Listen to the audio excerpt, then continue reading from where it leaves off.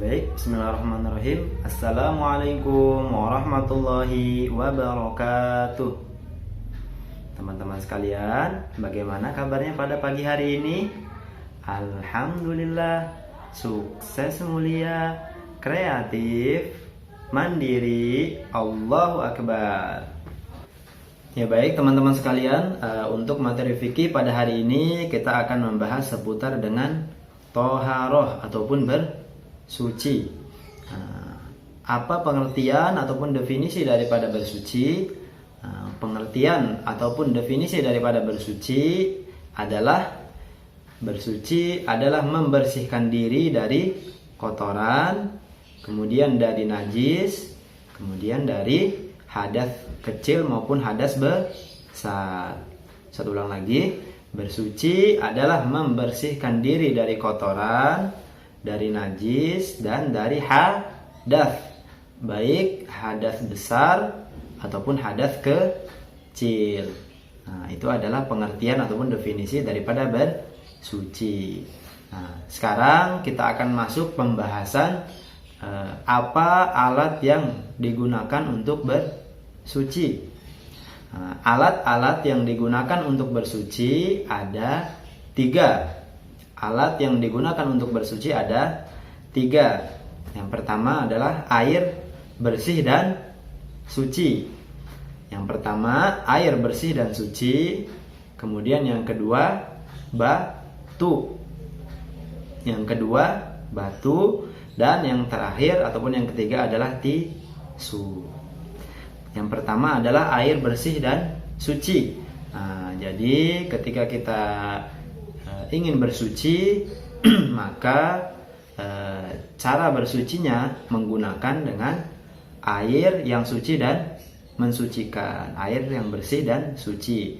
Kemudian ketika tidak ditemukan air yang suci ataupun air yang bersih, maka kita boleh bersuci menggunakan batu. Menggunakan batu ya teman-teman. Ketika tidak dijumpai batu, maka kita boleh bersuci menggunakan tisu. Urutannya dimulai dari urutan yang pertama ya teman-teman. Yang pertama menggunakan air. Kalau tidak ada air, maka menggunakan batu. Dan ketika tidak ada batu, maka boleh bersuci menggunakan tisu. Seperti itu ya teman-teman. Ya baik teman-teman sekalian, pengertian daripada bersuci sudah. Kemudian alat yang digunakan untuk bersuci juga sudah. Sekarang adalah pembagian mengenai air yang digunakan untuk bersuci. Air yang digunakan untuk bersuci ada 7 macam air ya, ataupun 7 air. Air yang digunakan untuk bersuci ada 7. Yang pertama adalah air hujan. Kemudian yang kedua air sumur. Kemudian yang ketiga air es ataupun air salju. Kemudian yang keempat air sungai. Kemudian yang kelima air laut. Yang keenam air embun. Dan yang ketujuh adalah mata air. Sekarang kita bahas satu persatu ya teman-teman. Ini Ustadz ulang lagi supaya teman-teman bisa ingat. Yang pertama, air yang digunakan untuk bersuci ada 7. Yang pertama adalah air hujan. Kemudian yang kedua air sumur. Yang ketiga air es atau salju. Yang keempat air sungai. Kemudian yang kelima air laut. Yang keenam air embun. Dan yang terakhir adalah mata air. Air hujan. Sekarang kita buat perumpamaan. Ketika di satu negeri telah mengalami kekeringan, ya, contohnya kemarau. Dari sumur tidak mengeluarkan air, kemudian mata air yang biasa mengeluarkan air tidak mengeluarkan air, maka ketika kekeringan tersebut, maka seketika itu muncullah air hujan, muncullah hujan. Kemudian orang-orang di kampung tersebut menampung air hujan tersebut. Ditampung. Setelah ditampung, kemudian orang-orang di sana menggunakan air hujan tersebut yang telah ditampung menggunakan untuk bersuci. Maka itu diperbolehkan. Nah, contohnya seperti itu ya teman-teman. Air hujan sudah, kemudian air sumur. Nah, ini mudah ya perumpamaannya ya.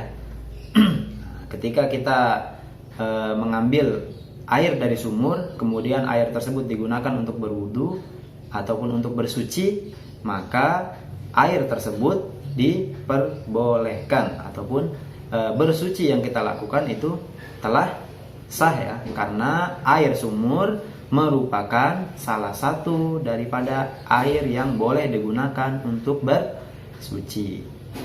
Air hujan sudah, air sumur sudah, kemudian air es. Nah, air es ataupun salju ya.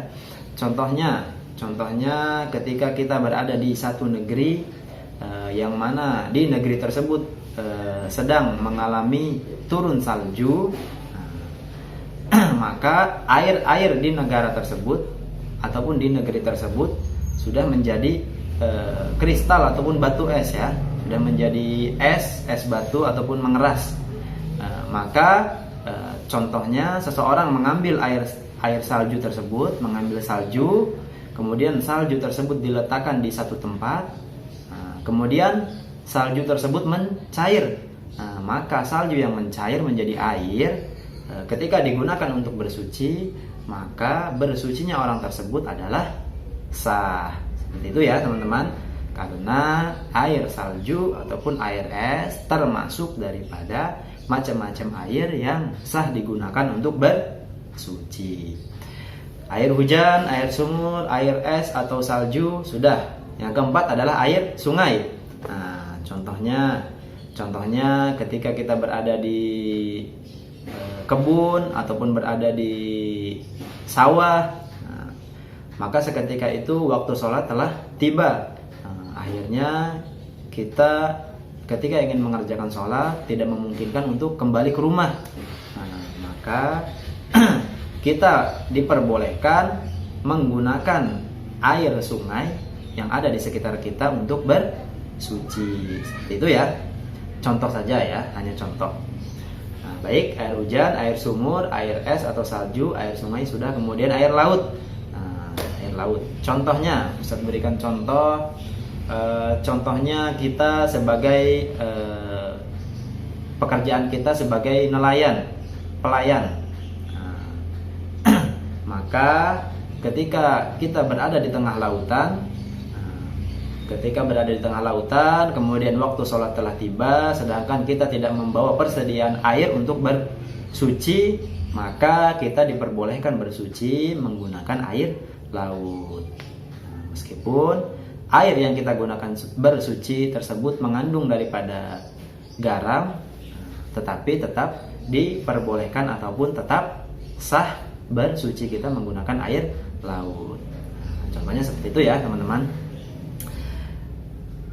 Air hujan sudah, air sumur sudah, air es sudah, air sungai sudah, air laut sudah. Yang keenam adalah air embun. Ustaz berikan contoh air embun. Contohnya kalau di zaman dahulu ya, di zaman dahulu ketika seseorang di negeri tersebut sedang mengalami kemarau, maka mereka biasanya menebarkan dedaunan ya, menebarkan dedaunan di belakang rumah mereka, di depan rumah mereka. Tujuannya adalah untuk menampung daripada air embun. Maka dedaunan tersebut ketika di pagi hari mereka kumpulkan, kemudian air yang menempel di dedaunan tersebut mereka kumpulkan menjadi satu ya, di satu wadah, dikumpulkan sampai terkumpullah air embun tersebut dalam satu wadah. Maka ketika seseorang bersuci menggunakan air embun tersebut yang sudah dikumpulkan, maka bersucinya orang tersebut adalah sah ataupun diperbolehkan, karena air embun merupakan air yang dapat digunakan untuk bersuci. Nah, sekarang yang terakhir adalah mata air. Contohnya ketika kita berada di satu tanah kosong, kemudian kita menggali tanah tersebut, baru beberapa kali galian, maka dari tanah yang kita gali tersebut muncul daripada air. muncul daripada air atau biasa disebut dengan mata air, maka ketika air yang muncul dari tanah tersebut kita gunakan untuk bersuci, maka bersuci kita sudah bisa dihitung sah.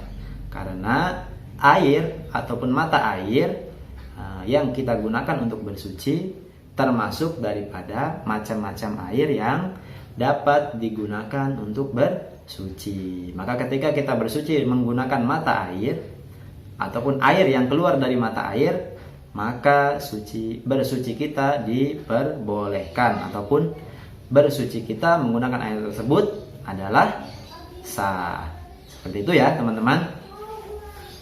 Ya baik teman-teman sekalian, mungkin itu saja yang bisa Ustadz sampaikan pada materi fikih di hari ini. Semoga Allah Subhanahu wa taala memberikan kepada kita kefahaman, kemudahan untuk mengamalkan dan menyampaikan apa-apa yang kita pelajari pada hari ini ya teman-teman.